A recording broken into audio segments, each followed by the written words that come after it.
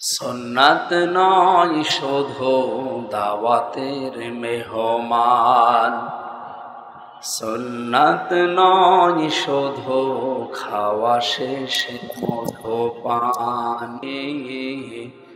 আর কিছু সুন্নাত আছে তুমি জানো কি? জানলেও জীবনে কখনো তা মানো কি? আলহামদুলিল্লাহ। নাটোর জেলার বড়াইগ্রাম থানার অন্তর্গত গাড়ফা যুব সমাজের উদ্যোগে তাফসীরুল কোরআন মাহফিলের স্বনামধন্য সভাপতি জনাব ওবায়দুল্লাহ হক, সভাপতি বাংলাদেশ জামাতে ইসলামী চান্দাই ১ নম্বর ওয়ার্ড। আজকে বাংলাদেশ জামাত ইসলামী একামতে দিনের এই সংগঠন বাংলাদেশের ওয়ার্ড পর্যায় পর্যন্ত পৌঁছিয়ে গেছে, আলহামদুলিল্লাহ। প্রধান অতিথি বাংলাদেশ জামাত ইসলামী নাটোর জেলা শাখার শ্রদ্ধাভাজন জেলা আমির, বিশিষ্ট ইসলামী চিন্তাবিদ শিক্ষাবিদ ডক্টর মীর নুরুল ইসলাম। প্রধান মেহমান এই আসনের বাংলাদেশ জামাত ইসলামী কর্তৃক মনোনীত এমপি নমিনি ইসলামিক চিন্তাবিদ শিক্ষাবিদ অধ্যাপক মাওলানা আব্দুল হাকিম। বিশেষ অতিথি জনাব মাওলানা হাবিবুর রহমান, আমির বাংলাদেশ জামাত ইসলামী বড়াইগ্রাম থানা শাখা। আব্দুল হান্নান বাদশাহ ভাই, আমির সাবেক আমির বাংলাদেশ জামাত ইসলামী বোয়ালিয়া থানা শাখা রাজশাহী মহানগর। এখানে উপস্থিত আছেন জনাব আবু বকর সিদ্দিক, সেক্রেটারি বাংলাদেশ জামাত ইসলামী বড়াইগ্রাম থানা শাখা। মাওলানা নুরুল আলম সিদ্দিকী, চান্দা ইউনিয়ন শাখার সম্মানিত আমির বাংলাদেশ জামাত ইসলাম। আলোচনা রেখেছেন মাওলানা আলী আকবর। আমার সাথে কুষ্টিয়া থেকে আজকে এসেছেন আপনাদের এলাকার সন্তান, আমাদের কুষ্টিয়া জেলা ছাত্র শিবিরের সভাপতি জনাব জাহাঙ্গীর আলম ভাই। সামনে বসা মুসলমান ভাইরা, পর্দার আড়ালের সম্মানিতা মা এবং বোনেরা, প্রশাসনের ভাইরা, প্রাণপ্রিয় নাটোরবাসী, আমরা আজকে যে দিনটা পার করছি এটা সফর মাসের 30 তারিখ। এই তো কিছুক্ষণ পরে যে 12টার সময়, রাত 12টা থেকে আরম্ভ হবে। রাত যেহেতু আরবিতে আগে আসে, রবিউল আওয়াল একটা মাস আছে, নাম জানেন না? একটা গুরুত্বপূর্ণ মাস আমাদের মুসলিমদের জন্যে। অনেকগুলো শিক্ষা এই মাস আমাদের দিতে আসতেছে, প্রায় 12টা শিক্ষা দিয়ে যাবে। যদিও 12ই রবিউল আওয়াল বলা হয় নবীজির জন্ম, মতভেদ আছে 9 রবিউল আওয়ালও বলা হয়, 12ই রবিউল আওয়াল যাই বলেন, প্রসিদ্ধ এবং বিশুদ্ধ মত 12ই রবিউল আওয়ালই হবে। তারপরেও রবিউল আওয়ালের যে দিন নবীজি আসুক না কেন, আমরা এই মাসে যে শিক্ষাগুলো নবীজির মাধ্যমে আল্লাহ আমাদেরকে দিতে চেয়েছেন, প্রতিটি মাসেই শিক্ষা আছে আরবিতে। ইন্না ইদ্দাতাশ শুহুরি ইনদাল্লাহি 12 শাহরান ফি কিতাবিল্লাহ। আসমান আর জমিন আল্লাহ যেদিন তৈরি করেন, সেই দিন তার কিতাবের ভেতরে 12টা মাসের নাম তিনি লিপিবদ্ধ করেছিলেন, তার ভেতরে রবিউল আওয়াল আছে। যদিও কোরআনে কারিমে আল্লাহ 12টা মাসের নাম সরাসরি উল্লেখ করেননি, শুধু একটা মাসের নাম দিয়েছে, কি বলেন তো? রমাদান। বাকি কোনো মাসের নাম কোরআনে নেই। ইন্না ইদ্দাতাশ শুহুরি ইনদাল্লাহি 12 শাহরান ফি কিতাবিল্লাহ। এই 12টা মাসের নাম আছে। আসমান জমিন আল্লাহ যেদিন বানিয়েছেন ওই দিন তিনি লিপিবদ্ধ করেছেন এই 12টা মাসের নাম। তাহলে বলেন যে রবিউল আওয়াল 12টার পর থেকে যে আরম্ভ হবে, এটা কি বয়স 1-2 বছর, 5-7 বছর, কত হাজার হাজার বছর আমরা জানি না। আমরা এদেশে বহু মানুষের জন্মদিন, মৃত্যুদিন এবং প্রত্যাবর্তন দিন পালন করি। এই পৃথিবীর শ্রেষ্ঠ মানুষ যিনি আসতেছেন যে মাসে, সেই মাস আমাদের সামনে ছায়া ফেলতে যাচ্ছে, এই মাসকে ওয়েলকাম জানানো দরকার না? আমরা যে সমস্ত বিষয়গুলো ওয়েলকাম জানাই, স্বাগতম জানাই, ওগুলো স্বাগতম জানানোর মতো না। কুল বিফাদলিল্লাহি ওয়া বিরহমাতিহি ফাবিযালিকা ফালিয়াফরাহু হুয়া খায়রুম মিম্মা ইয়াজমাউন। আল্লাহ তাআলা বলেন সূরা ইউনূসের 58 নম্বর আয়াতে আছে, নবী আপনি বলেন তামাম দুনিয়া যা পেয়ে আনন্দে আছে, আমি আল্লাহ তোমাদের মাঝখানে যাকে পাঠাচ্ছি আনন্দের বিষয় সেই মুহাম্মাদুর রাসূলুল্লাহ। সুতরাং তাকে যারা পেয়েছে তারা যেন আনন্দে থাকে বা আনন্দ করে। হুয়া খায়রুম মিম্মা ইয়াজমাউন, তামাম দুনিয়া যা পেয়ে, যা গেইন করে, যা অ্যাচিভ করে, যা অর্জন করে, আনন্দ করে, এগুলো একটাও স্থায়ী না। একটাও স্থায়ী, এমনকি কারো আদর্শ স্থায়ী না। এ পৃথিবীতে একজনের আদর্শ স্থায়ী এখন আছে, কিয়ামত পর্যন্ত থাকবে ইনশাআল্লাহ, মুহাম্মাদুর। সুতরাং তারা আদর্শে যারা আছেন তারা আনন্দ করতে পারে, তারা খুশি হতে পারেন মন থেকে, তারা উল্লাস করতে পারেন এই অর্থে যে আমি মুহাম্মাদুর রাসূলুল্লাহর উম্মত। হুয়া জিতাবাকুম, তিনিই তোমাদেরকে নির্বাচিত করেছেন। আমা জাআলা আলাইকুম ফিদ-দীনি মিন হারাজ, আর দিনের উপরে মুহাম্মাদুর রাসূলুল্লাহর আদর্শের উপরে চলতে গিয়ে যে সমস্ত বাধা বিপত্তি আসে, এগুলো আল্লাহ নিজের পক্ষ থেকে সব দায়িত্ব নিয়ে দূর করে দিয়েছেন। আপনি কথার অর্থ বোঝেন? আজ আমরা বিশ্বনবীর আদর্শে যারা আছি এদেশে, বিপদ আপদ মুসিবত যাই আসুক না কেন এটা আমি নিজে সরাতে পেরেছি, আপনি পারবেনও না। এ বিপদ আপদ মুসিবত ষড়যন্ত্র সব সরানোর দায়িত্ব কার? এই জন্য আমাদের কোনো টেনশন নেই। ওয়ালা তাহিনু ওয়ালা তাহজানু ওয়া আনতুমুল আ'লাউনা ইন কুনতুম মুমিনিন, কোনো ভয় নেই, কোনো টেনশন নেই, কোনো চিন্তাও নেই, এমনকি দুশ্চিন্তাগ্রস্ত হওয়াও নিষেধ মুমিনের। ইন কুনতুম মুমিনিন, যদি মুমিন হতে পারো, ওয়া আনতুমুল আ'লাউনা, তোমরা বিজয়ী হবে না, হবেই। আমি আরবি গ্রামার পড়ে দেখেছি মুবতাদা সবসময় মারেফা হয়, খবর হয় নাকেরা, অনির্দিষ্ট। কিন্তু খবরও যদি নির্দিষ্ট হয়ে যায়, মারেফা হয়, তাহলে ইফিদুল হাসরা, হসরের ফায়দা দেয়। তখন বাংলা অর্থ দাঁড়ায়, শেষে হর্ষাই দেওয়া লাগে। আল্লাহ তাআলা ওয়া আনতুম আ'লাউনা দিতে পারতে, আলিফ লাম বাদ দিলেও আমি অর্থ করতে পারতাম। যারা আলেম আছে তারা আলিফ লাম বাদ দিয়ে পড়তে দেন, আমি নেড়া আরবি সব জেদ দিয়ে দেব। আমি অর্থও আপনি বাংলা ভাষায় ইংরেজি ভাষায় করে দেব, কিন্তু আনতুমুর আ'লাউনার আগে আলিফ লাম দিলেন। আমরা চিন্তা ভাবনা করে দেখলাম এখানে আলিফ লাম দেওয়ার কারণ আল্লাহ নিজে দায়িত্ব নিয়ে গ্যারান্টি দিচ্ছেন তোমরা বিজয়ী হবেই। একটা শর্ত তুলু লাগিয়েছেন, ইন কুনতুম মুমিনিন, যদি মুমিন হতে পারো। বলেন তো বিজয় দেওয়ার একচ্ছত্র মালিকানা কার? আরো জোরে বলেন। মুক্তিযুদ্ধ হয়েছিল ৭১ সালে, আল্লাহ যদি বিজয় না দিতে, এদেশের যত মানুষ ছিল সবাই মিলে মুক্তিযুদ্ধ করলেও জয় পাওয়া সম্ভব ছিল, এটা আমরা বিশ্বাস করি। কিন্তু ফজু পাগলা বিশ্বাস করে। ফজু পাগলা গত কয়েকদিন আগে বলেছি যে ফজরের নামাজ যদি পড়বেন, কোরআন শরীফ পড়বেন, এরপরে মুক্তিযুদ্ধর গান বাজাবেন। একটা কথা হইল, যদি কোরআন শরীফ পড়ার পরে যদি বলতো আপনারা হাদিস পড়বেন কয়েকটা, এরপরে দেশের জন্য দোয়া করবেন, তো মেনে নিতাম। মুক্তিযুদ্ধের গান বাজানো লাগবে কোন কারণে? মুক্তিযুদ্ধ হয়েছিল, স্বাধীন হয়েছিলাম, আল্লাহ বিজয় দিয়েছিলেন, এটা কোনো মানুষের কৃতিত্ব না, মানুষ কাজ করেছে, এতটুকু দায়িত্ব তার। বিজয় দেওয়ার একচ্ছত্র মালিকানা আমরা বিশ্বাস করি। আরো জোরে বলেন।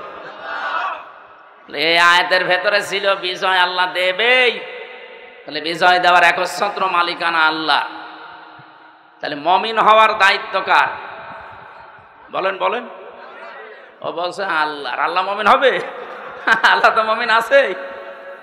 আল্লাহর যে ৫,০০০ নাম, তার ভেতরে আমরা ৯৯টা কম বেশি জানি। এখানে মমিন নামে একটা নাম নেই। আল্লাহ তো নিজে মমিন আছে, উনি আবার মমিন হবে কেন? ওনার ওপর বিশ্বাস করে আমাদের মমিন হওয়া লাগবে। তাহলে আমরা আজ আনন্দিত এই কারণে যে আমরা এমন একজনের উম্মত, তার উম্মত হওয়ার জন্য নির্বাচিত হওয়া লাগে। হুয়া জিতাবাকুম, তিনিই তোমাদেরকে নির্বাচিত করেন। আমার প্রশ্ন, নির্বাচিত হওয়া লাগে যেই পদ্ধতিতে, তার নাম কি? নির্বাচন। আপনারা কি ঘুমিয়ে গেলে?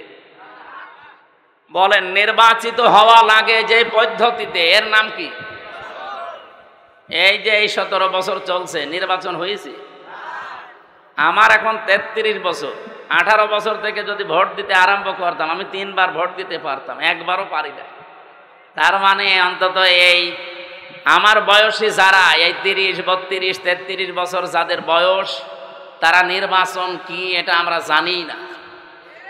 তাহলে এতদিন যারা আমাদের মাথার উপরে নির্বাচিত আমরা এই কথা বলে চালিয়েছে, এরা ডাহা মিথ্যাবাদী না? এমনকি যেটা পালিয়েছে ওটা এখনো মুখ জোর করছে যে আমি নির্বাচিত ছিলাম, আমারে উৎখাত করা হয়েছে। এত বড় শয়তান আর এত বড় মিথ্যাবাদী। আপনি নির্বাচিত ছিলেন, কে বলে আপনাকে নির্বাচিত? নির্বাচনই তো হয়নি, নির্বাচিত হইলেন কি করে? নির্বাচিত তো হওয়া লাগে নির্বাচনের মাধ্যমে, এই কথা বলেন না কেন? সুতরাং আগামীতে অনেকে চড়া গলি দিয়ে এদিক ওদিক দিয়ে আবার ওই কাজ করতে চাচ্ছেন না। এদেশে নির্বাচনের বাইরে কেউ নির্বাচিত হতে আর পারবেন না। আমি খোলাখুলি বলছি, এটা রেকর্ড হচ্ছে, সারা দেশে যাচ্ছে। অনেকেই সত্য মিথ্যা মিলিয়ে বিভিন্ন ষড়যন্ত্রের মাধ্যমে তারা জানাতে চায় বাংলাদেশ জামাত ইসলামী নাকি ষড়যন্ত্র করছে দেশে যেন নির্বাচন না হয়। এই যে কোরআন শরীফ আমার হাতে, এটা ডাহা মিথ্যা কথা। এই 1 বছর 1 মাসের ভেতরে বাংলাদেশ জামাত ইসলামী শুধু একমাত্র দল যারা নির্বাচনের সব কাজ অলরেডি আরম্ভ করে দিয়েছে। আপনি বলেন তো, এটা কি মিথ্যা কথা বললাম? এখনো কোন দলের লোক এইভাবে মাঠে নেমেছে? আমরা তো নেমেছি আগে। আপনি কোন কারণে এই দলের উপরে মিথ্যা তহমত চাপিয়ে দেন? মিথ্যা চাপাতে চাপাতে এখন আর জায়গা নেই। সুতরাং যারা এই ষড়যন্ত্রমূলক কথা বলছেন আপনারা থামবেন। গত পরশুদিন কি হয়েছে রাতের বেলা আপনারা জানেন। গোপন সংবাদ এদেশে যা আরম্ভ করেছেন আপনাদের 1 বছর 1 মাসের তালিকা কিন্তু বিশ্ব আন্তর্জাতিক মডেল যারা অনেকেই পেয়েছে হাতে, তারা আপনাদেরকেও দিতে চাচ্ছে না। আর মিথ্যা তহমত আমাদের ওপরে যা লাগিয়েছেন এই কয়েকদিন ধরে যেটা চলছে, বিশেষ করে চরমপন্থার সাথে মৌলবাদ নাম দিয়ে এদেশের মুসলমানদেরকে অনেকেই এখনো পর্যন্ত কালার করার চেষ্টায় আছে এই বিশ্বের মডেলদের কাছে। আমি খোলাখুলি বলছি, এ কথাটা ওনার না, যে বলেছে তার নাম নিলাম না, এ কথা দাদারা শিখিয়েছে এতদিন খনি হাসিনাকে, ওই কথা এখন শেখাচ্ছে অনেককে। ওনার মতো যদি আবার ফাঁদে পা দেন, উনি তো অন্তত শ্বশুর বাড়ি পেয়েছে, আপনার তো শ্বশুর বাড়ি এই দেশে, আপনি কি করবেন তখন? এজন্য কারো কালো ফাঁদে পা দেওয়া যাবে না, চিন্তা ভাবনা করি। শেষে আপনারাও পাবেন না, ইসলামের হাতেও দিলেন না। শেষ পর্যন্ত এটা দেখবেন সাদা চামড়া যারা, তারা অন্য একটা ব্যবস্থা করে ফেলবে। এখন তো অন্তত দাড়ি রাখতে সুযোগ পাচ্ছে, নামাজ পড়তে যেতে পারেন মসজিদে। আমরা বাদ দিয়ে যদি অন্য কেউ শকুনের মতো এসে এই জায়গাটা দখল করে আবার একবার নিতে পারে না, তখন মসজিদেও যেতে পারবেন না, কপাল থাপড়িয়ে মরবে।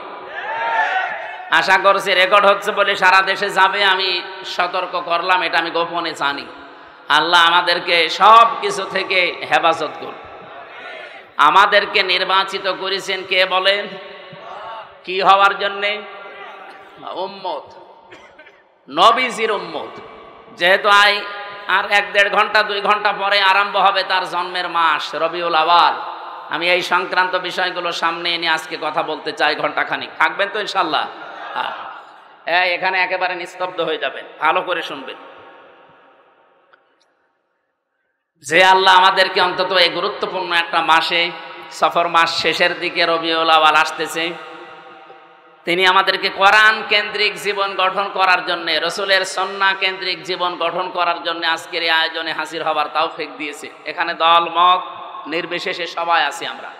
আমাদের পরিচয় এখন একটাই, আল্লাহর বান্দা, রসুলুল্লাহর উম্মত।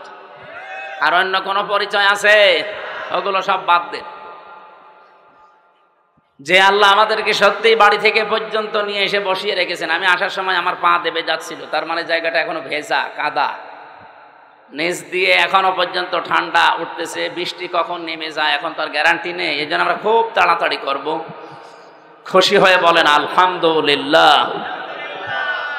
দরুদ আর সালাম পাঠ করার মাধ্যমে আজকে আমরা আরম্ভ করছি রবিউল আওয়াল।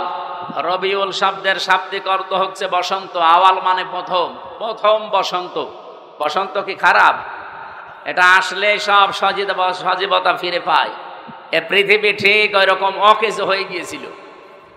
রব্বুল আলামিন বলেন, লাকাদ মান্নাল্লাহু আলাল মুমিনিনা ইয বাআসা ফীহিম রাসূলাম মিন আনফুসিহিম ইয়াতলু আলাইহিম আয়াতিহি ওয়া ইউযাক্কিহিম ওয়া ইউআল্লিমুহুমুল কিতাবা ওয়াল হিকমা ইলা আখিরি আয়াত। সূরা আলে ইমরান থেকে বলছি 164 নম্বর আয়াতে আছে, আল্লাহ পাক বলেন, লাকাদ মান্নাল্লাহ, অবশ্যই আমি আল্লাহ মানন করেছি, অনুগ্রহ করেছি, আলাল মুমিনিনা, পৃথিবীর মুমিনদের উপরে। আমরা যারা ঈমান এনে মুমিনের দাবি করছি, আমাদের উপরে সবচাইতে বড় মানান, অনুগ্রহ, দয়া আল্লাহর কি?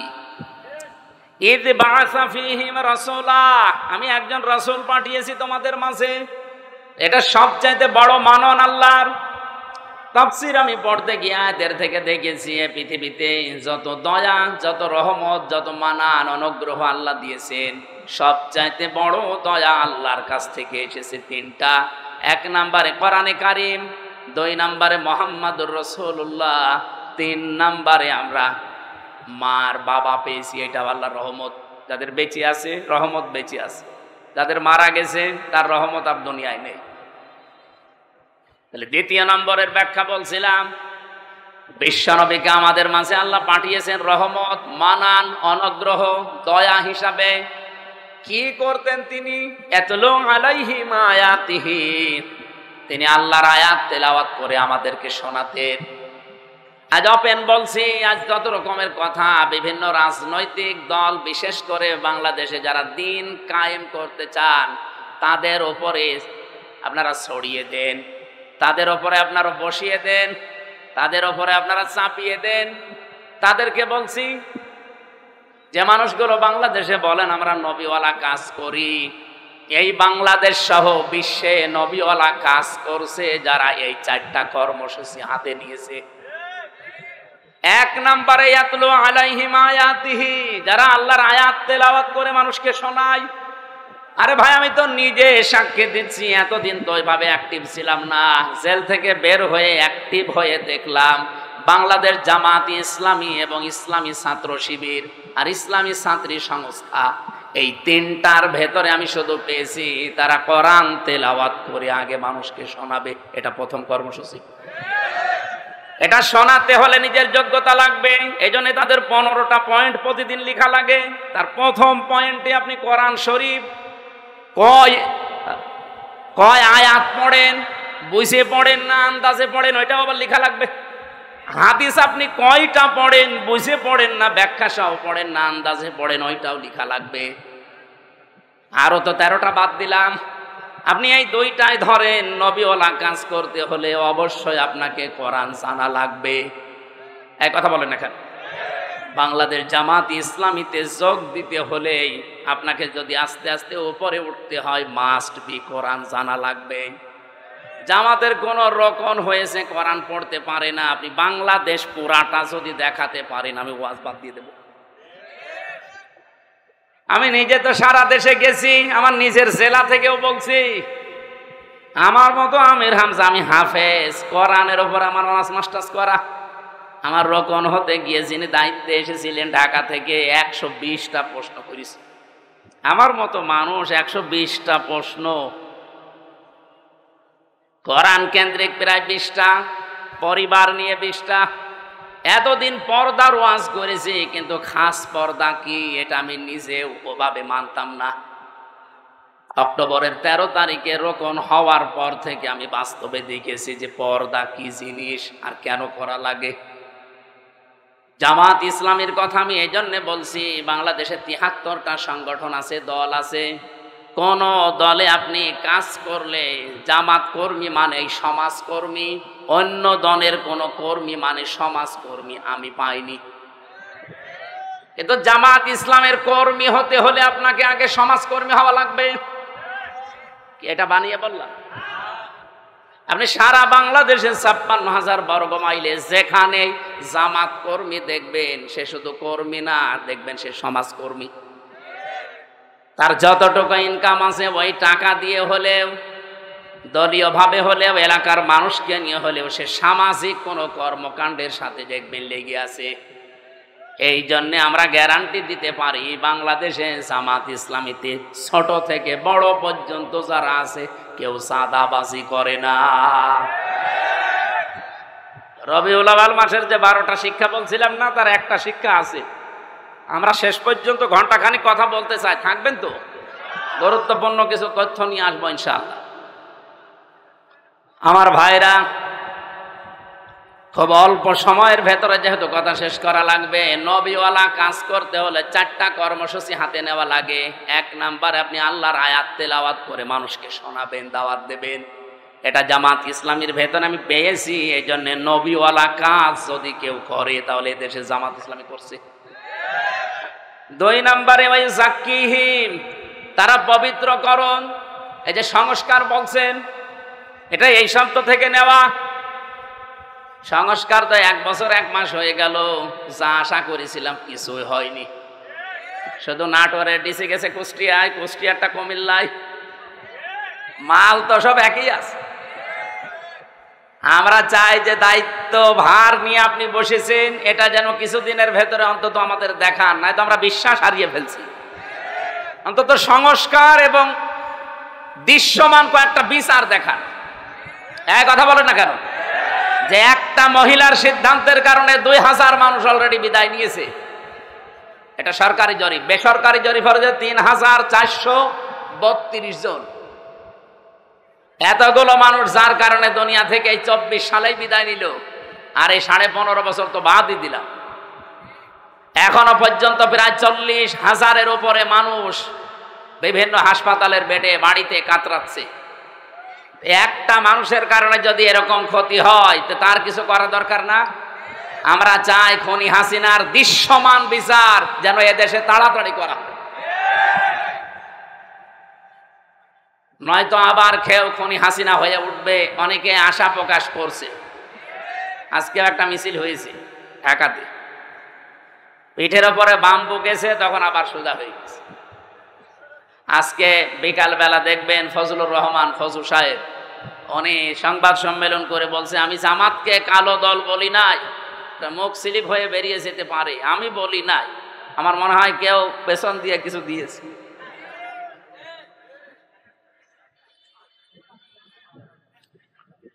আমার ভাইরা, আমি শুধু ইঙ্গিত দিয়ে গেলাম। কোরআনে কারিমে এরকম 4টা জায়গায় 4টা আয়াত একই রকম শুধু শব্দ হেরফের করা আছে। সূরা বাকারা 129 নম্বর আয়াত, সূরা বাকারা 152 নম্বর, 151 নম্বর আয়াত, সূরা আলে ইমরান 164 নম্বর আয়াত, আর সূরা জুমা 2 নম্বর আয়াত। এই 4টা জায়গায় একই কথা আছে যে নবীওয়ালা কাজ করতে হলে এইগুলো করা লাগে। যারা এদেশে করছে আপনি নির্দ্বিধায় বিশ্বাস করতে পারেন কোরআনের সাথে তাদের মিল আছে, তারাই মাত্র নবীওয়ালা কাজ করছে। আল্লিমুহুমুল কিতাব, 3 নম্বরে তারা কিতাবের শিক্ষা ব্যবস্থা চায়। এই বাংলাদেশে যতগুলো আন্দোলন হচ্ছে আল্লাহর কোরআনকে শিক্ষা ব্যবস্থায় নিয়ে যাওয়ার জন্য, আপনি তাকান। এই যে 15 বছরের ভেতরে একটা বিষয় দেখবেন, আগে 5 এবং 8-এ বৃত্তি পরীক্ষা হতো, 100 মার্কের কোরআন হাদিস থাকতো, সেটাই 15 বছরে পোড়াটা তুলে দিয়েছে, একটাও নেই। আমরা দাবি জানিয়েছি, আমরা আহ্বান জানাচ্ছি, যেহেতু আপনি 2 জন নবীর নাম নিয়ে বসে আছেন, ডক্টর মোহাম্মদ ইউনুস, কয়জন নবীর নাম? মোহাম্মদ ইউনুস, 2 নবীর নাম নিয়ে আছেন। অন্তত এই কাজটা করে যান যাওয়ার আগে, যে আমরা 1 থেকে মাস্টার্স পর্যন্ত দেশে এই কোরআনের 100 মার্কের কম্পালসারি সাবজেক্ট চাই। এই চান না এটা? সেদিন বাংলাদেশ জাতীয়তাবাদী দলের একজন সর্বোচ্চ পর্যায়ের নেতা, ওনার কাছ থেকে আহ্বান পেয়েই তিনি এসেছিলেন। বাংলাদেশের পথিতযশা যারা আলেমে দিন আছে বড় বড়, ডক্টর কাজী ইব্রাহিম, মুফতি ইব্রাহিম, এরপরে শায়েখ আহমদুল্লাহ, এরপরে শায়েখ হারুন ইসহার, আমি নিজেও ছিলাম, এরকম আরও যারা আছে, মাওলানা মামুনুল হক, শাখাওয়াত হোসেন রাজি আমিনী সাহেবের যে জামাই, এরকম বাংলাদেশের যতগুলো আলেম আছে সব এক জায়গায় হয়েছিল। তারা সবাই চাচ্ছে, এবং জাতীয়তাবাদী দলের গুরুত্বপূর্ণ কয়জন ছিল, আমি নাম নিলাম না, এই মানুষগুলো এসে সবাই তাদের মনের ভেতরে এই আশঙ্কা যে যেভাবে চলছে এইভাবে চলতে থাকলে আমাদের ছেলে মেয়েরাও শেষ বয়সে আমাদেরকে বৃদ্ধাশ্রমে রেখে আসবে। কারণ তারা আমার সাথে 3 বছর জেলে ছিল, আমি নিজে দেখেছি, পরিবর্তন হয়েছে তারা অনেকে। তারা এখন চাচ্ছে যে কোরআনে কারিম যেন অন্তত 100 মার্কের কম্পালসারি প্রত্যেকটা জায়গায় হোক, আমরা কোরআন কেন্দ্রিক হতে চাই। এর বাইরে যারা আছেন দাদাদের প্রেসক্রিপশন অনুযায়ী চলেন, ওনাদের ফোফা ছাড়া চলতে পারেন না, আপনার কপালে কিন্তু আমার মনে হয় ফজুর মতো গালিগালাজ খাওয়া লাগবে। দেখেন না আজকে কি গাল দিয়েছে, ওই ফজু বেরিয়া। একটা কথা হলো, আলেমদের বিরুদ্ধে কথা বলার ফল এটা। এই জন্য সাবধান থাকবেন, আপনিও যেন এরকম রাস্তায় নেমে আবার গাল না খান। তাহলে আমরা চাচ্ছি নবীওয়ালা কাজের এই 3 নাম্বার কর্মসূচি হাতে নিতে। আমি গ্যারান্টি দিতে পারি, বাংলাদেশ জামাত ইসলামীকে যদি আল্লাহ ওই জায়গায় পৌঁছিয়ে দেয়, আল্লাহর কসম সংসদ থেকেই পাশ হবে এটা ইনশাআল্লাহ। কোরআনে কারিমে দেশে 92% মুসলমান আমরা, অন্য ধর্মের যারা আছে তাদের ধর্মগ্রন্থ তারা পড়বে, কোনো অসুবিধা নেই, কিন্তু 92% আমরা মুসলমান। আমরা চাই এদেশে 1 থেকে শুরু করে মাস্টার্স পর্যন্ত একটা ছেলে যখন বের হয়ে আসবে অন্তত যেন আলেম হয়ে বের হয়ে আসে। আজকে আমার কুষ্টিয়ার ডিসি পাল্টিয়ে গেছে, উনি খুলনায় গেছে, পটুয়াখালীর একজন যিনি, উনি আজকে এসে জয়েন করেছে। সাক্ষাৎ করেছিলাম আগেরটার সাথে, উনি অনেকদিন ওএসটি হয়েছিল, শেষ পর্যায়ে এসে কুষ্টিয়াতে দায়িত্ব পেয়ে চলে গেছে আজকে। আমি যতটুকু কথা বলে তার সাথে বুঝেছি, ভেতরে তার কোরআনে কারিমের যতটুকু আলো আল্লাহ দিয়েছে, এই জন্যে কুষ্টিয়াকে অন্তত সাদাবাজ মুক্ত করার জন্য তিনি চেষ্টা চালাচ্ছিলেন। কিন্তু কিছু মানুষের কারণে আল্লাহরে বান্দা আর পেরে দেয়নি, এখন খুলনাতে চলে গেছে। আল্লাহ যেন সফলতার সাথে, সততার সাথে এবং এখলাসের সাথে দায়িত্ব পালন করার তৌফিক দিন। আজকে কুষ্টিয়ার সবচাইতে বড় অফিস, আমি ওখানে গিয়েছিলাম দুপুরবেলা, অনেক সময় ছিলাম। উনি আমারে বলছিলেন, আমি প্রায় 16-17 বছর ওএসডি হয়েছিলাম, আল্লাহ যখন আমাকে দায়িত্বে এনেছেন আর আমি যতদিন কুষ্টিয়ায় আছি, উনি গ্যারান্টি অন্তত আমাদের 8-9 জনের সামনে দিলেন যে যারা সততার দিক থেকে, চরিত্রের দিক থেকে 1 বছরে এগিয়ে আছে, আমি তাদের মাধ্যমে কুষ্টিয়াতে কাজ করতে চাই। তিনি নাম নেয়নি, কিন্তু আমি জেনেছি তারা হচ্ছে বাংলাদেশ জামাত ইসলাম। 1 বছর 1 মাসের ভেতরে তাদের কোন চরিত্রে খুঁত পেয়েছেন আপনি? বিড়ি খায় এমন একজন কর্মী পেয়েছে, বাকিগুলো তো বাদই দিলাম।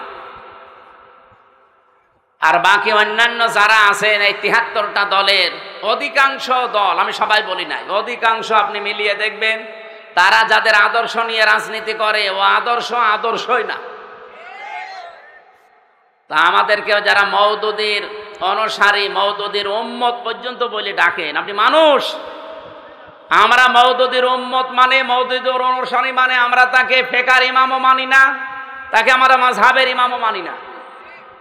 তার হাজার হাজার দিক নির্দেশনা আছে, শুধু একটা বিষয় আমরা গ্রহণ করেছি, এই গণতান্ত্রিক পদ্ধতিতে ইসলামকে তার জায়গা মতো নিয়ে ইসলামের কাজগুলো করার এই একটা পদ্ধতি নিয়েছি।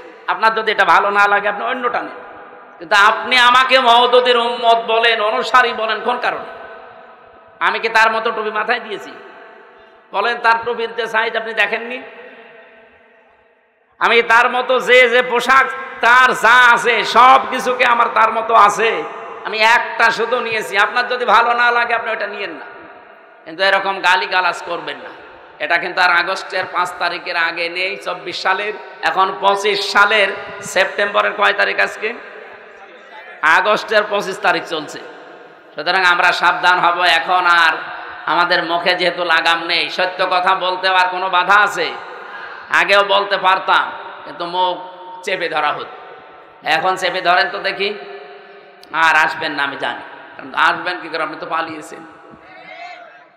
আমার ভাইরা, নবীওয়ালা কাজের যে দোহাই দিয়ে আমরা অনেকে মানুষকে ধোঁকা দিচ্ছি, আজকে আমি বলতাম না এটা, শুধুমাত্র তেলাওয়াতকৃত আয়াতটা এই সূরা কি আনআম 165টা আয়াত আছে, এটা নাজিল হয়েছে মক্কায়।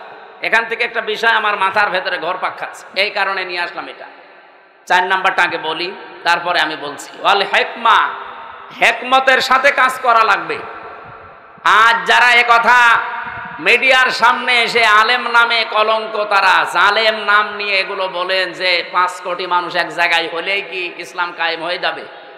5 কোটি না, এ বাংলাদেশের সব মানুষ এক জায়গায় হলেও ইসলাম কায়েম হবে, এ কথা আমরা বলি না।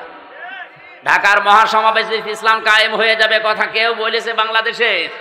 বলেন। আপনি আগ বাড়িয়ে বলতে গেলেন মানে অবশ্যই আপনার পেছনে কেউ কাতুকুতু দিচ্ছে। কেউ না জানুক, আমরা তো জানি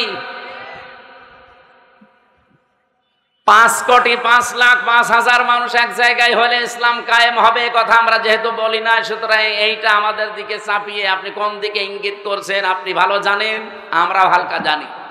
আমরা এটা হিকমত হিসাবে এই অনুষ্ঠানটা করতে যদিও 3 কোটি 3.5 কোটি টাকা খরচ, কিন্তু এটার দ্বারা ইসলামের, বিশেষ করে এদেশে ইসলামপন্থী মুসলমানদের যা হয়েছে 100 বছরও এটা হয়নি।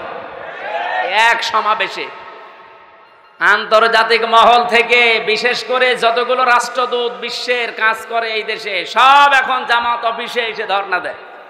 আপনি দেখেছেন প্রতিদিন বাংলাদেশে বিভিন্ন দেশের রাষ্ট্রদূত, বিভিন্ন দেশের উপপ্রধানমন্ত্রী পর্যন্ত এসে দেখা করে যাচ্ছে। এমনি করে তারা।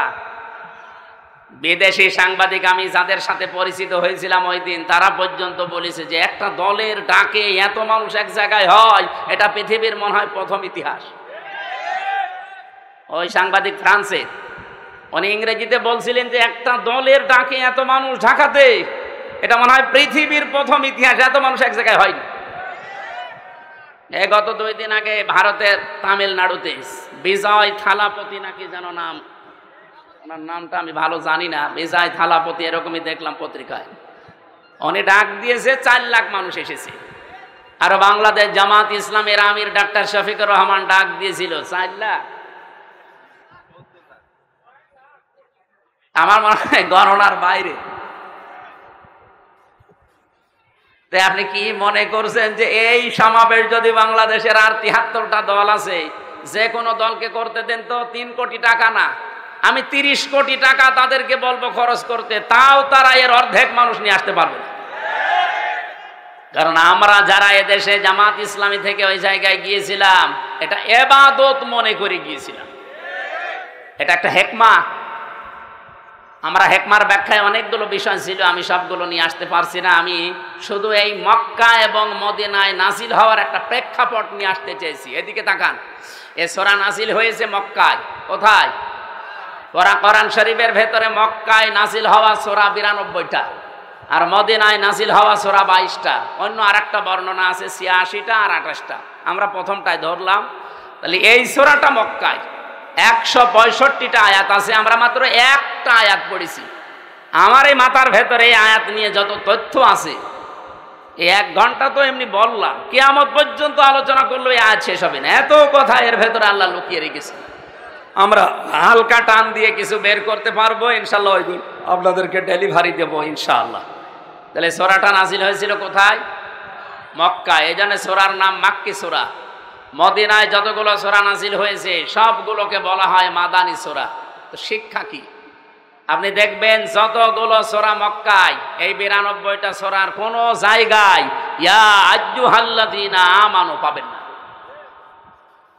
আপনি যারা আছে কোরআন পড়ে, শেষ পর্যন্ত পড়িছে উপর থেকে, অবশ্যই শুরু থেকে শেষ পর্যন্ত এনাদের পড়া আছে। স্টেজের সামনের কাতারে যারা, একটাও বাদ নেই, প্রত্যেকেই 1 থেকে শেষ পর্যন্ত পড়িছে।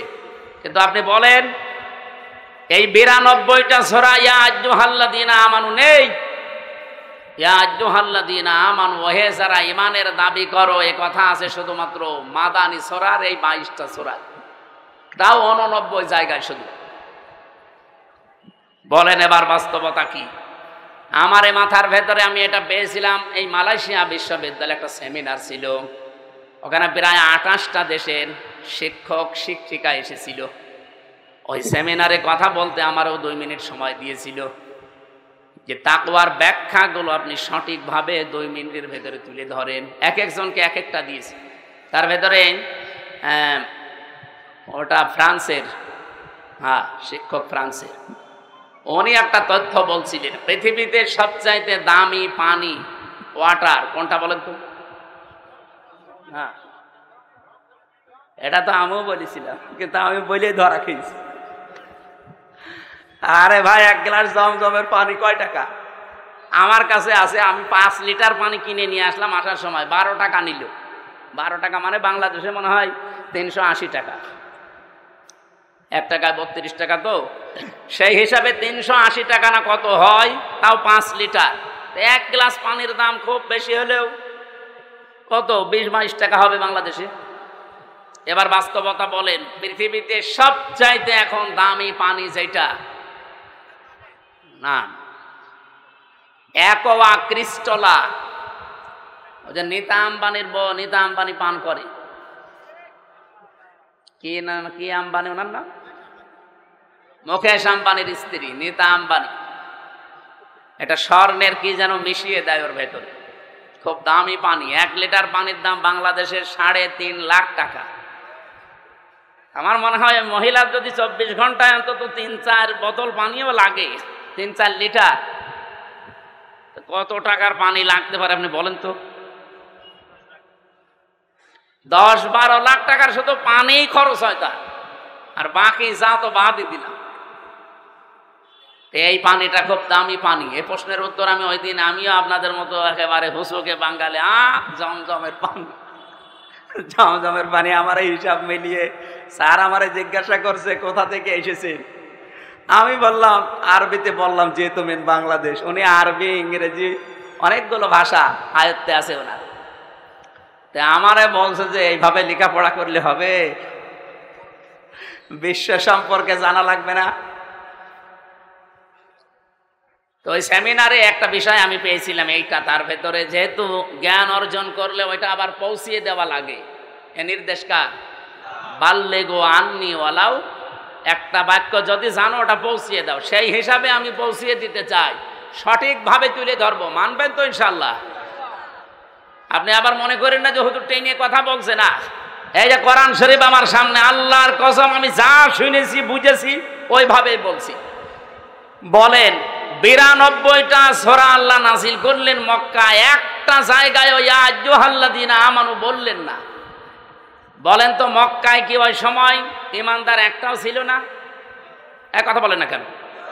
এই যে 13 বছর নবীজি মক্কায় ছিলেন, যতগুলো সূরা নাযিল হয়েছে একটা সূরায়ও আল্লাহ ইয়া আইয়ুহাল্লাযীনা আমানু বলেননি। ঈমানদার আছে, স্বয়ং নবী আছে নিজে, আবু বকর সিদ্দিক আছে, হযরত ওমর আছে, যিনি জান্নাতের গ্যারান্টি দুনিয়ায় পেয়েছেন, এই মানুষ আছে, অথচ আল্লাহ ইয়া আইয়ুহাল্লাযীনা আমানু দেননি। কেন? কারণ ওই সময় রাষ্ট্রের দায়িত্ব ছিল আবু জেহেল। কে ছিল? আরো জোরে বলেন।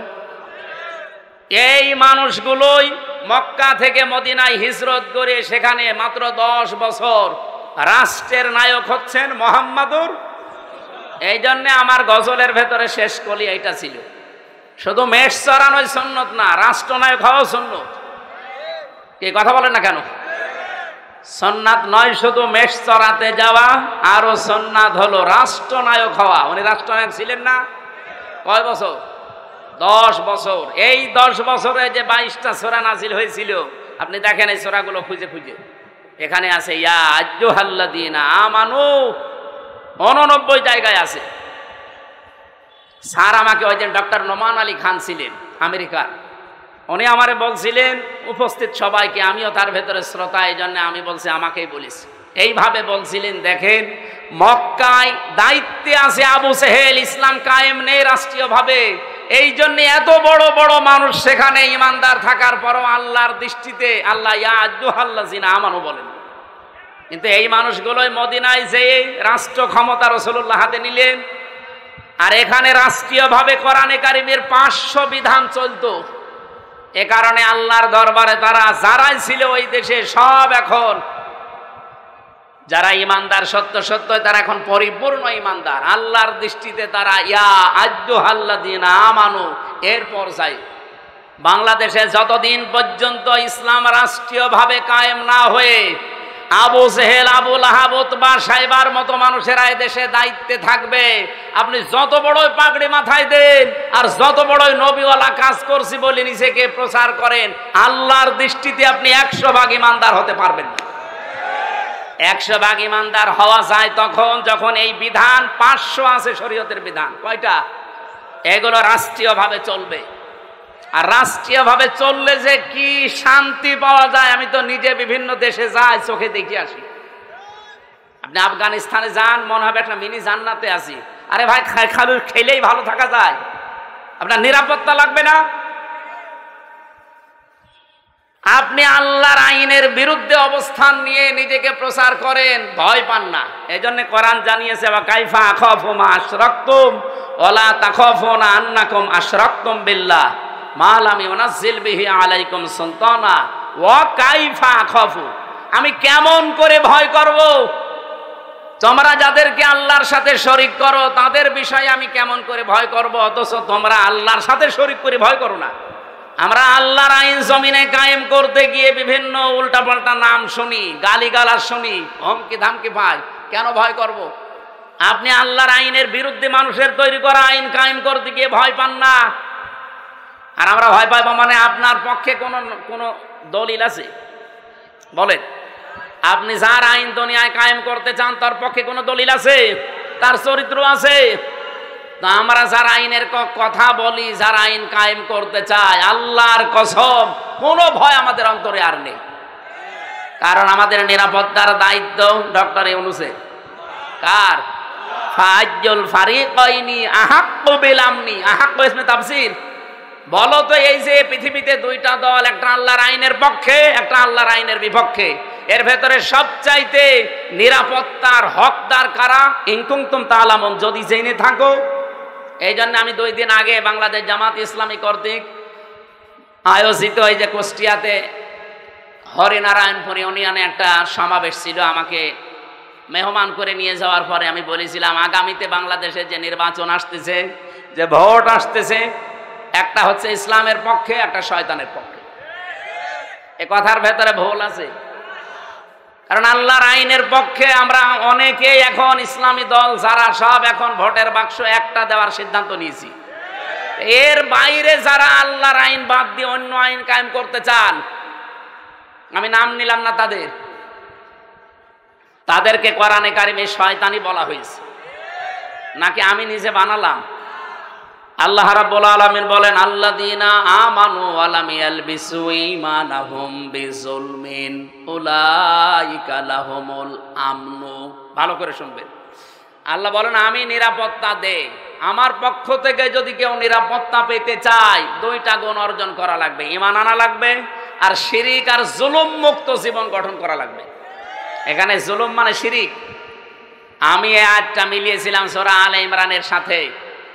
অমাং দাখলাহু কানা আমিনা। যখন আমার মা আমার সাথে ছিল, বললাম যে মা, এই যে এইটা মাকামে ইব্রাহিম আলাইহিস সালামের যে পায়ের চিহ্ন এখনো আছে।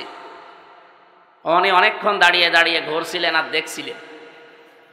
তো ওখানে একটা আয়াত শোনালাম, মা নিজেও পড়ছিল, অমাং দাখলাহু কানা আমিনা, যে আল্লাহর এই আয়াতের ভেতরে, এই এরিয়ার ভেতরে যারা আসবে তারা নিরাপত্তা পেয়ে যাবে। এ কথা কার? আপনি দেখবেন প্রায় 3.5 কিলোমিটার এলাকা জুড়ে কাবা শরীফের এরিয়া। আমি 3.5 কিলোমিটার পার হওয়ার পরে রাস্তায় লেখা দেখলাম, মামনুউন গায়রা মুসলিম তাদখুল, বা এরকম আরবিতে লেখা আছে যে মুসলমান বাদ দিয়ে অন্য কোনো জাতির লোক এই এলাকায় প্রবেশ করা নিষেধ। কারণ এলাকাটা আল্লাহ নিজে নিরাপত্তা দিচ্ছে। আপনার নিজের বাবার খনিও যদি সামনে পড়ে যায়, এই কাবার এরিয়ার ভেতরে আপনি কিছুই বলতে পারবেন না। কি কথা বলছেন? এবার আমার প্রশ্ন এই নাটোরবাসীর কাছে, বলেন তো, বাংলাদেশের এই 56,000 বর্গ মাইল কি কাবা শরীফ? তো এখানে নিরাপত্তা লাগবে না?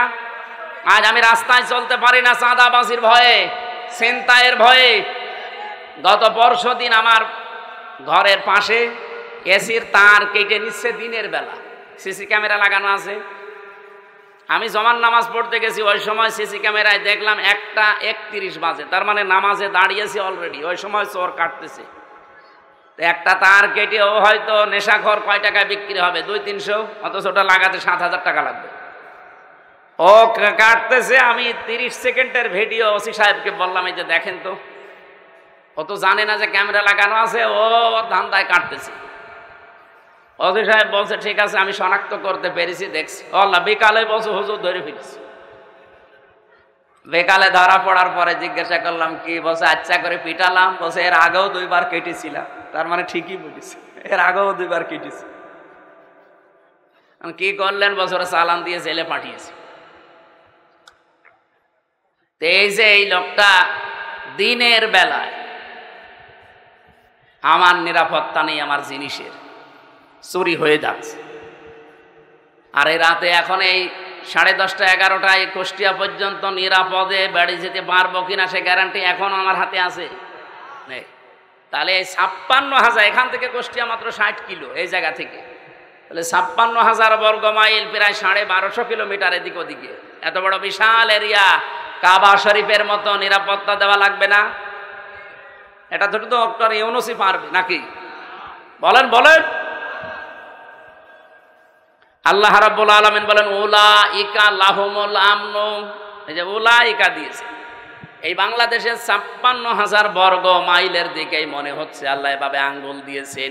এই মানুষগুলোই নিরাপত্তার হকদার, যদি তারা সত্যি ঈমান আনতে পারে নির্ভেজাল ভাবে, আর তারা ঈমানের সাথে জুলুমকে, তার মানে শিরিককে মিশ্রণ না করে। বাংলাদেশে নিরাপত্তার সাথে চলতে হলে দেশ শিরিক মুক্ত করা লাগবে। যত শিরিক পৃথিবীতে আছে 120 প্রকার পর্যন্ত আমি পড়েছি, সবচাইতে বড় শিরিক হচ্ছে আল্লাহর আইনের সাথে শিরিক করা। সুতরাং এই দেশে আমরা আল্লাহর আইনকে যারা প্রতিষ্ঠা করতে চাই তাদের জীবন শিরিক মুক্ত। আল্লাহর আইনের বাইরে অন্য কোন আইন, যারা বাবার আইন, স্বামীর আইন, চাচার আইন, দাদার আইন, ব্রিটিশের আইন কায়েম করতে চান, আপনি শিরিক করছেন। আপনি নিরাপত্তায় থাকতে পারবেন না। আমাদের নিরাপত্তা তো মাস্ট বি আছে, আমরা মরে গেলেও শহীদ, বেঁচে থাকলেও গাজী। এরকম একটা শপথ বাক্য নিয়েই দুনিয়ায় বেঁচে আছি। কুলিন্না সলাতি ওয়া নুসুকি ওয়া মাহইয়ায়া ওয়া মামাতি লিল্লাহি রাব্বিল আলামিন। নবী আপনি বলেন আমার নামাজ, আমার কোরবানি, আমার বেঁচে থাকা, আমার মরে যাওয়া সব আমি আল্লাহকে দিয়েছি।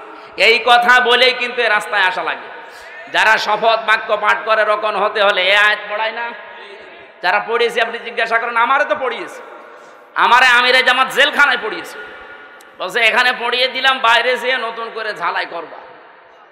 এসে আমি আবার এই 7-8 মাস পড়াশোনা করে, পরীক্ষা দিয়ে, ঝালাই করে, আমাদের কেন্দ্রীয় মেহমান মোবারক ভাই এসে আমারে বলছে বলো কুলিন্না সলাতি, অথচ এই আয়াত সেই ছোটবেলা থেকে পড়ছি। তো ওই দিন পড়ার পর থেকে একটা আলাদা জিনিস আল্লাহ আমাকে দান করেছে, বলেন সুবহানাল্লাহ। আমার ভাইরা, আমি যে কথাটা তুলে আনতে চেয়েছিলাম, বাংলাদেশে এই 54 বছরে এখনো পর্যন্ত আল্লাহর বিধান একটাও চলছে না। সুতরাং আল্লাহর দৃষ্টিতে আমরা এখনো পরিপূর্ণ কামেল মুমিন হতে, আপনি জোর করে দাবি করলেও হবে না, এটা তো বলা লাগবে কোরআন আর হাদিসের দৃষ্টিতে। 92টা সূরাতে আল্লাহ ডাক দিলেন না, অথচ মক্কা ইমানদার ছিল, কিন্তু দায়িত্বে ছিল আবু জেহেল। কে ছিল? কিন্তু মদিনায় যাবার পরে আল্লাহর বিধান কায়েম করে দায়িত্বে ছিল রাসূলুল্লাহ। তাহলে বাংলাদেশেও রাসূলুল্লাহর খাঁটি উম্মত যারা আল্লাহর আইন চায়, সৎ লোকের, এই বিধানগুলো দিয়ে 500 আইন যেদিন বাংলাদেশে কায়েম হবে, সেই দিন এই দেশের মানুষ বুক ফুলিয়ে বলতে পারবে আমি ঈমানদার।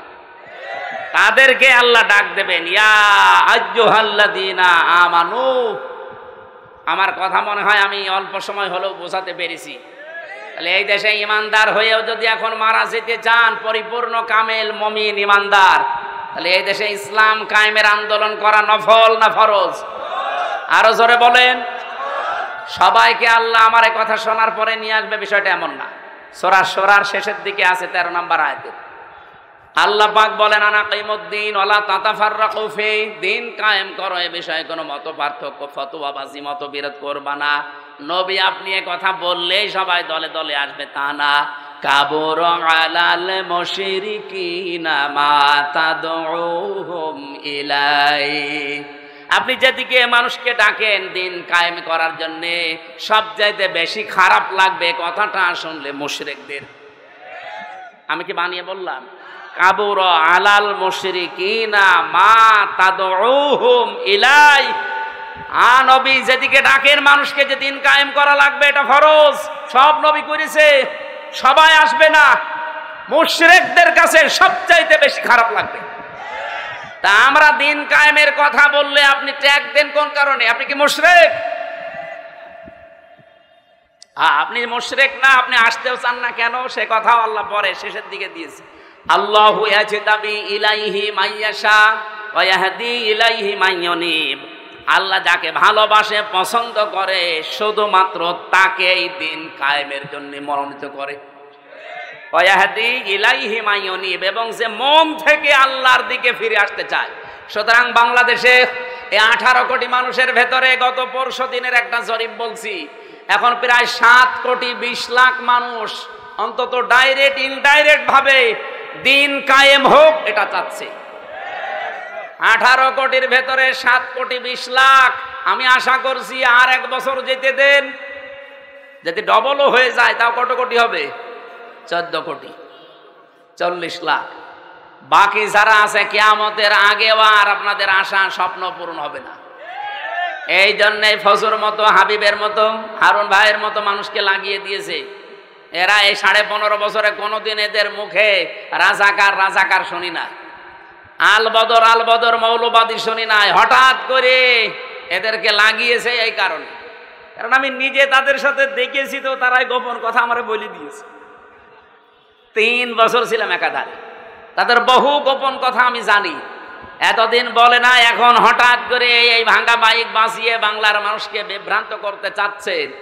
তারা ভালোভাবে জানে যে যেভাবে আসতেছে মানুষ ইসলামের দিকে, একামতে দিনের দিকে, এভাবে যদি ঝুঁকতে থাকে, আর একবার যদি 300 এমপির ভেতরে 151 জন আল্লামা সাইদি সাহেবের মতো, মাওলানা নিজামের মতো, আলী হাসান মোহাম্মদ মুজাহিদের মতো মানুষ মাত্র 151 জন এবার চলে যেতে পারে, ওরা 5 বছর লাগবে না, 1 বছরে যা করেছে, আর ক্ষমতা হাতে পেলে 2 বছরে ওরা যা করবে কিয়ামত পর্যন্ত আমরা চেয়ারের মুখ দেখতে পাবো। এইটাই বাস্তবতা। আমি একেবারে কাছে থেকে এই কথাগুলো শুনেছি, এটা ডেলিভারি দিয়ে দিলাম, আপনারা প্রচার করেন যা। সুতরাং ফজর মুখে এবং হাবিব ভাইয়ের মুখে চুনকালি পড়বে। আজকে কয় তারিখ? 25। আর মাত্র 5 দিন পর একটা অনুষ্ঠান আছে আমার, এই যে মোলাডুলি পাশে, মোলাডুলের পাশে ঈশ্বরদী থানার ভেতরে। আল্লাহর ওলিরা না এটা বন্ধ করে দেবে, বলেন সুবহানাল্লাহ। আরে ভাই, এতদিন মসজিদের মেম্বারে দাঁড়িয়ে এই কথাগুলো বললেই আপনারা বলতেন যে বিশাল সাহসী হুজুর, অথচ খালি সময়ের পরিবর্তে এই কথাগুলো এখন বললে আপনি বলেন যে মসজিদ কি রাজনীতি করার জায়গা? কি আশ্চর্য গো! মসজিদে যদি রাজনৈতিক কথা বলা না যায়, তো মসজিদে কি করবে? আপনি মসজিদে নববীতে যান, এখনো মেহরাবটা আছে, ওখানে উপরে আজান দেয়, নিচে অস্ত্র রাখার জায়গা। মেহরাব মানে কি? অস্ত্রাগার, যেখানে অস্ত্র রেখে দেয়, ইমাম সাহেব তার উপরে দাঁড়ায়, খুতবা দেয়, জাতিকে সতর্ক করে। আর সেই মসজিদে এখন চাঁদাবাজদের বিরুদ্ধে, চরিত্রহীনদের বিরুদ্ধে কথা বলতে গেলে বলে মসজিদ কি রাজনীতি করার জায়গা? রাজনীতি কোথায় করবো? ঝড়ে জঙ্গলে। সম্মানিত উপস্থিতি, আমি মক্কা এবং মদিনায় সূরা নাযিল হওয়ার প্রেক্ষাপটে যতটুকু বুঝেছিলাম ডক্টর নোমান আলী খান হাফিজাহুল্লাহর বক্তব্য থেকে আমি ডেলিভারি দিয়েছি। আশা করছি আপনি বুঝেছেন। এবার আপনার বিবেকের বিষয়, এদেশে সত্যি সত্যি ইমানদার পরিপূর্ণ যদি আল্লাহর দৃষ্টিতে হতে চান, রাষ্ট্রীয়ভাবে ইসলাম কায়েম করার জন্য সর্বাত্মকভাবে চেষ্টা করা লাগবে। আর সবাইকে আল্লাহ নিয়েও আসবে না, আল্লাহ যাকে পছন্দ করে এবং যে মন থেকে আসতে চায় তাকে দিয়ে আল্লাহ এই কাজ করাবে। সুতরাং এই 7 কোটি 20 লাখ মানুষকে আমার মনে হয় আল্লাহ পছন্দ করে ফেলেছে। বাকি যাদেরকে এখনো পছন্দ করেনি তারা লাইনে থাকেন, সিরিয়াল করেন, একটা একটা করে আসেন। এই কথা বুঝতেছেন? এবার আসেন তো সূরা মায়েদার আনআমের 50 নম্বর আয়াতটা আমরা পড়েছি। নবীকে নিয়ে যে কথাগুলো এই মাস আসলে এখন বলা হবে, নবী গায়েব জানে, বিভিন্ন জিনিসের কথা তার উপর চাপিয়ে দেওয়া হয়, সেইটাই আল্লাহ জানিয়েছেন। হে নবী, আপনি বলেন কুল্লা আকুলু লাকুম ইনদি খাযাইনুল্লাহ, যে বলেন আমার কাছে আল্লাহর ধনভাণ্ডার নেই। ওয়ালা আলামুল গায়বা, আমি গায়েব জানি না। ওয়ালা আকুলু লাকুম ইন্নী মালাক, আর আমি দাবি করি না যে আমি ফেরেশতা। ইন আত্তাবিউ ইল্লা মা ইউহা ইলাইয়া, আমি তো অনুসরণ করি শুধুমাত্র অতটুকুর যেটা নাযিল হয় আমার প্রতি। কুল হাল ইয়াস্তাবিল আমা ওয়াল বাসীর, নবী আপনি বলেন তো যারা হক এবং যারা বাতিল, যারা চক্ষুষ্মান যারা অন্ধ, এরা কি সমান? আফালা তাতাফাক্কারুন, এরপরও চিন্তা করবা না? এবার আসেন আমরা বাস্তবতায় যাই। বাংলাদেশে যেহেতু রবিউল আউয়াল আসলে দুইটা জিনিস সামনে চলে আসে, একটা মিলাদ আর একটা সিরাত। কি আসে? আমার 1 ঘন্টা হয়ে গেছে, শুরু করব? আরো 15-20 মিনিট বলতে চাই, থাকবে? এই যে যারা উঠে যাচ্ছে এরা কি ওইগুলো নাকি? উঠে যায় না ভাই, অন্তত 10 মিনিট সময় দেন। আমারও সেই ফজরের পর থেকে আবার আরম্ভ অনুষ্ঠান, একেবারে সন্ধ্যা পর্যন্ত। এই জন্য অনুষ্ঠানগুলো এখন খুব গুটিয়ে ফেলেছি, দূরের কোনো জেলায়ও যাচ্ছি না।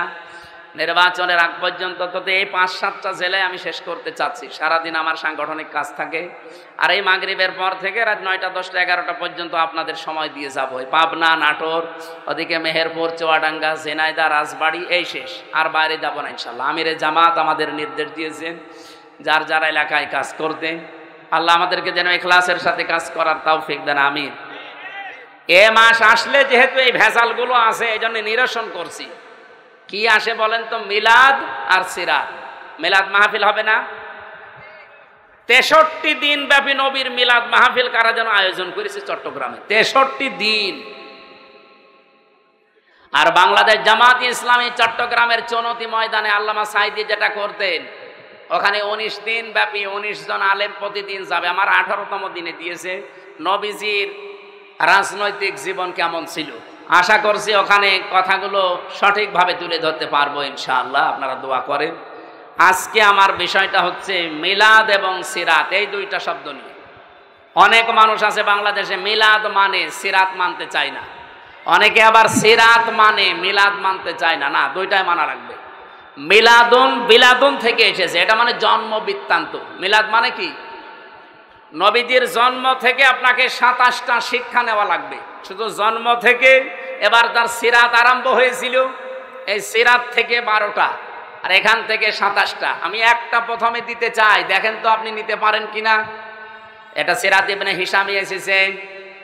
বিশ্বনবী পৃথিবীতে আসার পরে তাকে যিনি কোলে তুলে নিয়েছিলেন দুধ দেওয়ার জন্যে, আমরা কয়েকজনের নাম জানি, তার ভেতরে অন্যতম নাম হচ্ছে হযরতে হালিমাতুস সাদিয়া। এর আগেও দুধ খাওয়িয়েছে সোয়াইবিয়া নামক একজন, কিন্তু এই যে হালিমাতুস সাদিয়া, ওনাকে বুকে তুলে নিয়েই দুধ দিয়েছিলেন প্রথমে। সিরাত ইবনে হিশাম যিনি লিখেছেন, উনি বলেন ডান স্তন মুখে দেওয়ার পরে নবীজি মুখ বের করে নিলেন, বাম স্তন মুখে দেওয়ার পরে নবী মুখ, ডান স্তন দেওয়ার পরে তিনি দুধ খেয়ে আরম্ভ করলেন, দুধ পান করা। বাম স্তন দেওয়ার পরে তিনবার তিনি মুখ বের করে দিলেন। হযরতে হালিমা বলেন, আমি মুখের দিকে তাকিয়ে দেখি, চোখের ইশারা দিয়ে মোহাম্মদ আমাকে বোঝাতে চায়, মা হালিমা জোর করেন কেন? ডান স্তন আমার ছিল, এটা তো আমি পান করেছি। বাম স্তন এটা আমার না, আমি জানি আপনার একটা সন্তান আছে ছোট, আমার আব্দুল্লাহ দুধ ভাই, এটা আমার দুধ ভাই আব্দুল্লাহর হক। আপনি জেনে রাখেন, দুনিয়ায় আমি ভাইয়ের হক নষ্ট করার জন্য আসি নাই, এসেছি ভাইয়ের হক ফিরিয়ে দেওয়ার জন্যে। বাংলার মুসলমানেরা, যেই নবী এই রবিউল আউয়াল মাসে জন্ম নিয়ে মায়ের কোলে বসে ভাইয়ের হক নষ্ট করে না, ফিরিয়ে দেয়, সেই নবীর উম্মত এখন আমরা দাবি করছি। এ রবিউল আউয়াল মাস আসলে অনেকেই সাদাবাজি থেমে নেই, অনেকের দুর্নীতি ঘুষ খাওয়া থেমে নেই। কিসের রবিউল আউয়াল পালন করেন আপনি? মিলাদ দেন। বহু মানুষকে আমি কুষ্টিয়ার কথা বলছি, আমি নাম নিলাম না, কুষ্টিয়াতে শুনেছি চাঁদার টাকা আদায় করে এনে মিলাদ দেয়। হ্যাঁ, আমি নাম নিলেও নিতে পারতাম। কুষ্টিয়া ওই যে চাউলের কাজ কারবার বেশি হয়, কুষ্টিয়া থেকে পোড়াদা পর্যন্ত যে বিশাল মার্কেট, বাংলাদেশের দ্বিতীয় মার্কেট বলা হয় এটা। এখানে অনেকেই দেখি, শুনছি, দেখছি তারা চাঁদাবাজি করে আমাদের মতো হুজুরকে দিয়ে মিলাদ পড়াচ্ছে। এই রবিউল আউয়ালে পড়াবে, টাকা কিসে? চাঁদা। কি দিচ্ছে? মিলাদে আপনি কি বলবেন? মিলাদ মানে বিলাদ, বিলাদ মানে জন্ম বৃত্তান্ত। নবীর জন্ম বৃত্তান্ত থেকে তো প্রথমে এই শিক্ষা আপনাকে নেওয়া লাগবে যে নবীজি ভাইয়ের হক ফিরিয়ে দিতেন, আর আপনি ভাইয়ের হক আরো নষ্ট করছেন, মেরে খাচ্ছেন, আবার মিলাদ দিচ্ছেন তার নামে। আশা করছে আপনি থামবেন, এটা আপনার কানেও যাবে। ডাইরেক্ট না গেলেও ইনডাইরেক্ট আপনার কানে যাবে, আপনি থামবেন।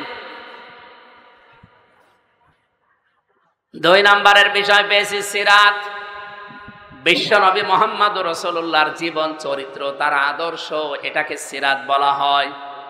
আমার প্রশ্ন, দুনিয়াতে বহু মানুষ শুধু নবীজির মিলাদ মেনেছে, বিশ্বাস করেছে, মহব্বত করেছে মিলাদকে, কিন্তু তারা জাহান্নামে গেছে শুধু সিরাত না মানার কারণে। কিন্তু বহু মানুষের জীবনী আমি পড়ে দেখেছি, তারা মাত্র শুধু মিলাদ না, মিলাদও মেনেছে, সিরাতও মেনেছে। এই মানুষগুলো দুনিয়া থেকেই জান্নাতি। যেমন হযরতে আমির হামজা, হযরতে আব্বাস রাদিয়াল্লাহু তাআলা আনহুমা, 2 জনের কথা আপনি পড়া জীবনী পড়ে দেখবেন। তাদের পড়া জীবনে আমি পড়ে পেয়েছি তারা মিলাদও বিশ্বাস করেছে, নবীর জন্ম, তারা সিরাতও মেনেছে। কি আমি বেশি বললাম? তারা মিলাদও মেনেছে, সিরাতও মেনেছে, 2 জনে জান্নাতি। আপনি সিস্টেম অপর পৃষ্ঠায় দেখুন, আরো 2 জন চাচা আছে, নবীর আপন চাচা, আবু লাহাব আর আবু তালেব। এই 2 জন চাচা নবীর মিলাদ নিয়ে, জন্ম নিয়ে খুশি ছিল, কিন্তু নবীর আদর্শ পেয়ে তারা খুশি হয়নি। এই জন্য 2 জনই জাহান্নামী। আমার মনে হয় যারা জ্ঞানী মানুষ বুঝে ফেলেছে। সুতরাং এই রবিউল আউয়াল আসলে শুধু মিলাদ নিয়েই খুশি থাকবেন, আপনি আর কি খুশি? আবু লাহাব নিজের বাড়ির কাছের মেয়ে লোক কিনা দাসীকে এই 2 আঙ্গুল দিয়ে আজাদ করে দিয়েছিল, এত খুশি হয়েছিল এই লোকটা। আপনি আর কয় টাকা খরচ করবেন না, 2 মণ মিষ্টি কিনবেন, আর ও নিজের কাজের মেয়েকে আজাদ করে দিয়েছে। এত খুশি হয়েছিল নবীর জন্মে, নবীর মিলাদে, নবীর জন্ম গ্রহণ করায়, কিন্তু নবীর আদর্শ মানে নাই, এই জন্য জাহান্নামী। এই জন্য কি? আর 2 জন চাচার কথা বললাম না, নিজে আমি আমির হামজার কবরের পাশে দাঁড়িয়েছিলাম, মনে হচ্ছে এখনো বসে আছে জিন্দা, কারণ শহীদরা মরে না। বলেন শহীদরা। এই হিসাবে বিশ্বাস করি বাংলাদেশ জামাত ইসলামীর যে 11 জন কেন্দ্রীয় নেতাকে ফাঁসি দিয়েছে, জেলখানায় হত্যা করেছে, প্রত্যেকটা শহীদ, কেউ মারা যায়নি, সবাই আল্লাহর জান্নাতের খাবার খাচ্ছে। কারণ তাদেরকে কেউ যদি বলে মরিয়ে গেছে, তার কবিরা গুনাহ হবে। ওয়ালা তাহসাবান্নাল্লাযীনা কুতিলু ফি সাবিলিল্লাহি আমওয়াতা, তোমরা কেউ ধারণাও করবা না, মুখে তো বলবাই না।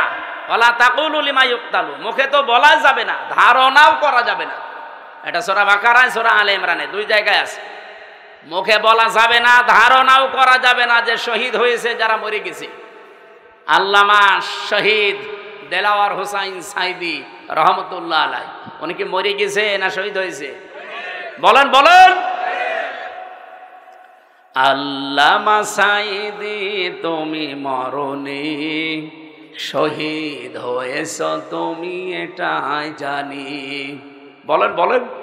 আল্লামা সাইদি তুমি মরনি, শহীদ হয়েছ তুমি এটাই জানি।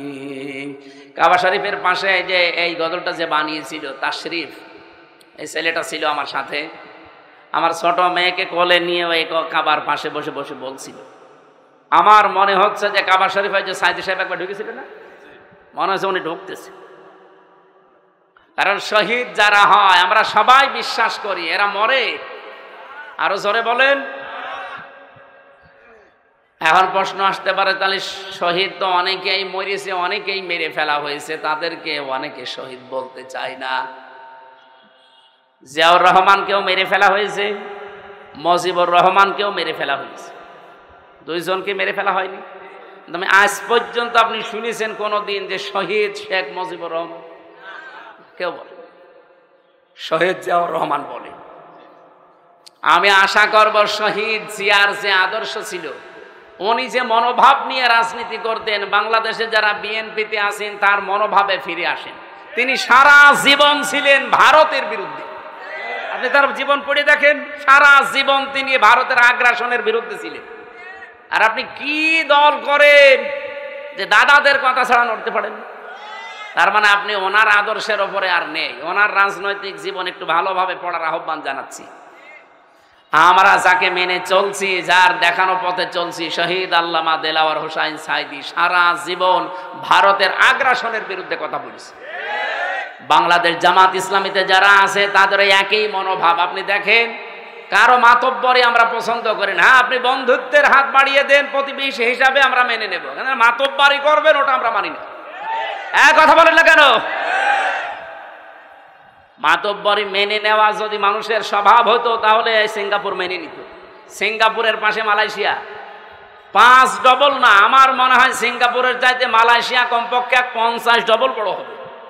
কারণ বাংলাদেশের এই নাটোর যত বড়, সিঙ্গাপুর এত বড় না। নাটোরে এই মাথা থেকে ও মাথা কত, 60-70 কিলো হবে না? 60-70 কিলোর বেশি হবে এ মাথা ও মাথা, অথচ সিঙ্গাপুর মাত্র 42 কিলো। তাহলে সেই হিসাবে বাংলাদেশের 64টা জেলা, নাটোর তো খুব বড় জেলা না, কুষ্টিয়া চাইতেও ছোট। সেই হিসাবে আমি বলছি যে সিঙ্গাপুরের চাইতে মালয়েশিয়া 50 ডবল বললে ভুল হবে, আরো বড়। কারণ মালয়েশিয়া বাংলাদেশের কমপক্ষে 7 ডবল, এর চাইতে 7 ডবল বড় বাংলাদেশের চাইতে। অথচ তার পাশে সিঙ্গাপুর ঠিক বন্ধুত্বের হাত বাড়িয়ে দিয়েছে। তাদের এরকম তার কাটা দেওয়া নেই। বন্ধুত্বের হাত বাড়াবেন আপনি, প্রতিবেশী তার কাটা দিয়ে রাখবেন কোন কারণে? বিশ্বের কতগুলো উন্নত দেশ ঘুরে আসলাম, যারা আজ বন্ধুত্বের হাত বাড়িয়েছে, প্রতিবেশী কই, তাদের তো তার কাটা নেই। আপনাদের সাথে আমাদের শত্রুতার কারণ এইটাই, আপনারা আন্দাজে নাক গলাতে চান। এটা যতদিন মেয়ে ছিল ততদিন আপনি পেরেছেন, এখন মেয়ে নেই আর পারবেন না। নতুন করে কাউকে জামাই বানাতে চাইলে আগে জামাই বানান, তারপরে। আর আমরা আপনার জামাই হব, কারণ আপনার সাথে আমাদের আত্মীয়তা করা যায় না। আপনার হচ্ছে বললাম না, মুসলমানি দেওয়া লাগবে। আমরা যে জাতি, আমাদের সাথে আপনাদের আত্মীয়তা যেহেতু জায়েজ নেই, সুতরাং প্রতিবেশী যেভাবে থাকে ওইভাবে থাকে। আমরা আপনাদের বিরুদ্ধে যাব না, কিন্তু প্রতিবেশী যখন মালিকের স্রোত ধরবে তখন সারা জীবন বিরোধিতা করা লাগবে। এই কারণে আমরা রাসূলুল্লাহকে শুধুমাত্র মিলাদে মেনে, সিরাতে না মেনে আবু লাহাব, আবু তালেবের মতো হতে চাই না।